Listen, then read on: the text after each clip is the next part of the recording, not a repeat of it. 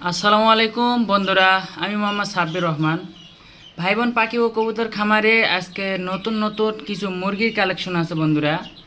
এখানে যে মুরগিগুলো দেখতে পারতেছেন, এখানে ফাউমি মুরগি আছে এবং তিতির মুরগি এবং কাদারনাথ মুরগি। আমার কাছে অ্যাভেলেবল এখন থেকে মুরগি আমার কাছ থেকে সংগ্রহ করে নিতে পারবেন বন্ধুরা।